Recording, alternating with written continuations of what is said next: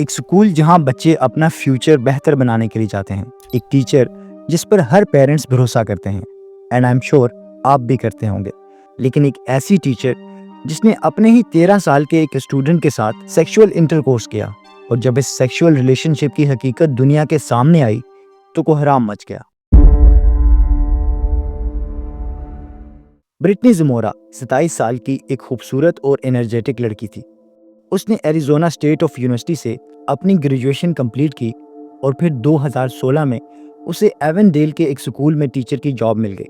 वो काफ़ी एम्बिशियस और टैलेंटेड होने के साथ साथ एक परफेक्ट टीचर थी। उसने उसी स्कूल में टीचर ऑफ द ईयर का अवार्ड भी जीता। उसे अपनी टीचिंग जॉब से बहुत प्यार था और स्टूडेंट भी उसे बहुत पसंद करते थे। ब्रिटनी के टीचिंग स्किल्स और उसका बिहेवियर देखकर उसे एरिज़ोना के गुडईयर सिटी में लेस ब्रिसेस एकेडमी से जॉब का ऑफर आया एंड शी एक्सेप्टेड, जिसके बाद वो उस एकेडमी में जॉब करने लगी। उसका टीचिंग कैरियर बहुत अच्छा जा रहा था। वो वहाँ 6th ग्रेड के स्टूडेंट्स को पढ़ाती थी और वो अपनी जॉब को लेकर बहुत खुश थी। ब्रिटनी मैरिड थी और वो अपने हस्बैंड डैनियल ज़मोरा को स्कूल टाइम से प्यार करती थी। वो दोनों अपनी शादी से बहुत खुश थे और उनकी लाइफ बहुत अच्छी चल रही थी। स्कूल में ब्रिटनी स्टूडेंट्स के साथ काफ़ी फ्रेंडली रहती, हमेशा मुस्कुराती रहती और अपने टीचिंग स्टाइल से सबका दिल जीत लेती। लेकिन ब्रिटनी की इस मुस्कुराहट के पीछे एक ऐसा राज छुपा था जो किसी के तसव्वुर में भी नहीं था। साल 2017 ब्रिटनी को लेस ब्रिसेस एकेडमी में पढ़ाते हुए 1 साल हो चुका था और अब स्कूल की कुछ दिन के लिए वेकेशंस होने वाली थी। तो ब्रिटनी ने अपनी क्लास के स्टूडेंट से कहा कि अगर वेकेशंस में कोई बोर हो रहा हो तो वो मुझे टेक्स्ट कर सकता है। कुछ दिन बाद एक 13 साल के स्टूडेंट ने उसे टेक्स्ट किया।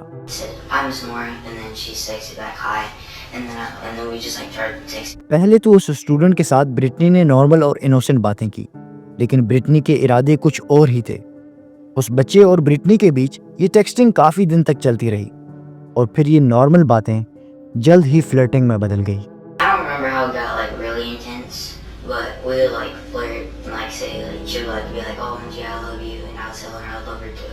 And then she was like talking about how she wanted to do stuff with me and I'll tell her that I wanted to do that too. ये फ्लर्टिंग कुछ टाइम चलती रही और जब स्कूल फिर से स्टार्ट हुआ तो उन दोनों ने पहली बार किस किया।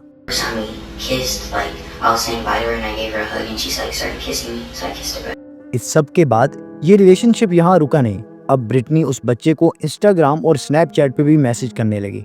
इस सब के बाद तो उसने हद ही पार कर दी। ब्रिटनी ने उस 13 साल के बच्चे को न्यूड्स फोटो भेजना शुरू कर दिए। फरवरी 2018 जब वो बच्चा अपने ग्रैंड पेरेंट्स के घर उनसे मिलने गया तो ब्रिटनी आधी रात को ड्राइव करके उसके ग्रैंड पेरेंट्स के घर तक गई और वो लड़का खामोशी से चुपके से घर से निकलकर ब्रिटनी की कार में गया and they had oral sex in the car.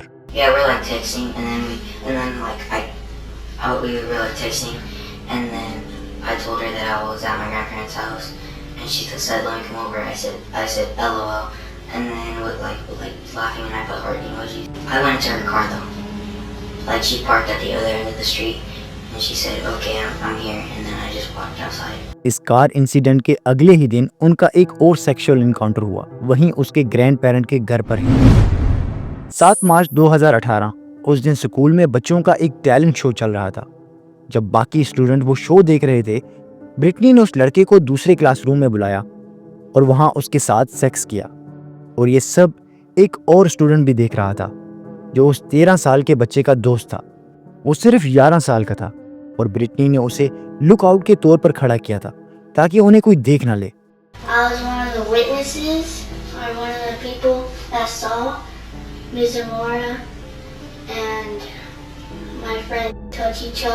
ये सब उस बच्चे के लिए बहुत अजीब था और वो बहुत अनकंफर्टेबल फील कर रहा था। ये सब उसी क्लासरूम में हुआ जहां ब्रिटनी बच्चों को पढ़ाती थी और अगले दिन फिर से ये सब हुआ, पर इस बार वो 11 साल का बच्चा उससे ये सब कुछ देखा नहीं गया, इसलिए वो वहां से चला गया।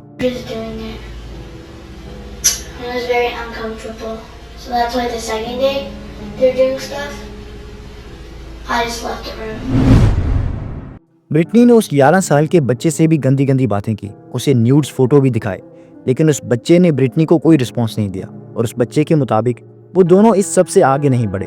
उस 13 साल के विक्टिम के साथ 4 बार सेक्सुअल एनकाउंटर हुए। ऑनलाइन टेक्सटिंग के अलावा ब्रिटनी उस बच्चे को छोटे मोटे गिफ्ट देती ताकि उसका ट्रस्ट जीत सके, और वो दोनों क्लास में लव नोट्स भी एक्सचेंज किया करते थे। उस बच्चे का बिना पढ़े ही ए ग्रेड लेना, क्लास में ब्रिटनी का उसे स्पेशल ट्रीटमेंट देना, ये सब देखकर क्लास के कुछ स्टूडेंट्स ने ब्रिटनी और उस बच्चे के वियर्ड इंटरेक्शन को जल्द ही नोटिस करना शुरू कर दिया था। और वो स्टूडेंट्स ये समझ चुके थे कि उनकी इस टीचर और उस 13 साल के बच्चे के बीच कुछ तो चल रहा है। ये सब देखकर क्लास के 3 बच्चे स्कूल के प्रिंसिपल मिस्टर टिमोथी के पास गए और उन्हें एक रिटन स्टेटमेंट भी दी ब्रिटनी और उस बच्चे के वियर्ड इंटरेक्शन के बारे में। इसके बाद प्रिंसिपल टिमोथी ने इस पर इन्वेस्टिगेशन शुरू कर दी, पर काफ़ी बच्चों से पूछने के बाद भी उन्हें कोई ख़ास जानकारी नहीं मिली। काफ़ी बच्चों का तो यही कहना था कि वो तो हमारी फेवरेट टीचर हैं। और जब ब्रिटनी को उस रिटन स्टेटमेंट के बारे में पता चला तो वो रोती हुई प्रिंसिपल के पास गई और उसने इस सबसे साफ साफ इनकार कर दिया कि ऐसा तो कुछ भी नहीं है। और फिर प्रिंसिपल ने भी इसे रूमर्स कहकर डिसमिस कर दिया। कुछ टाइम बाद उस बच्चे के पेरेंट्स ने नोटिस किया कि उसका बिहेवियर काफ़ी स्ट्रेंज हो चुका है। वो अपना फ़ोन पेरेंट्स से छुपाने लगा और लड़कियों की बातें करने लगा, जो उसकी उम्र के लिहाज से बहुत ही अजीब था। ये सब देखकर उसके पेरेंट्स काफ़ी परेशान हुए और उन्होंने चुपके से अपने बेटे के फ़ोन में सेंट्री नाम का एक पेरेंटल मॉनिटरिंग ऐप इंस्टॉल किया, जो इनअप्रोप्रिएट मैसेजेस को फ्लैग करता है।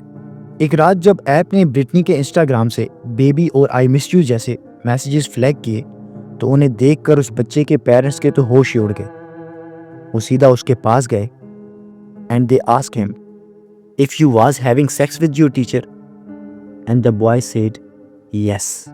इसके बाद उस बच्चे ने अपने पेरेंट्स को सारे सेक्सुअल इनकाउंटर्स और इंसिडेंट्स के बारे में बताया और ये सब उनके लिए काफ़ी शॉकिंग था, क्योंकि वो ब्रिटनी जमोरा से काफ़ी बार मिल चुके थे और उन्हें वो एक अच्छी टीचर लगी थी।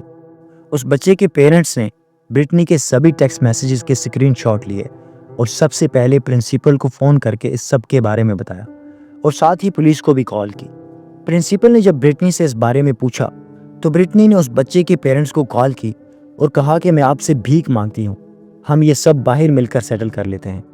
Can we meet, to talk about this? Is it something we can settle out, outside? उस बच्चे के डैड ने ब्रिटनी को कहा कि तुम्हें अपने हस्बैंड को सब कुछ साफ साफ बता देना चाहिए, पर वो हैरान रह गया क्योंकि जब वो ब्रिटनी से बात कर रहा था तो ब्रिटनी का हस्बैंड वहीं पास बैठा ये सब सुन रहा था और वो इस सब के बारे में पहले से ही जानता था। ब्रिटनी के हस्बैंड ने भी उस बच्चे के डैड से बात की और उसे ब्रिटनी को माफ करने के लिए कहा। Make sure you tell your husband what's going on. He is right here. Can he talk to you? Oh yeah, put your husband on the phone. She's done so much and she made a huge mistake. The biggest mistake of anybody could ever make in the whole entire world. But she think about, God preaches forgiveness, man. लेकिन उस बच्चे के बाप ने उनकी बात नहीं सुनी और कहा कि आइंदा मुझे कांटेक्ट नहीं करना, अब हम कोर्ट में मिलेंगे।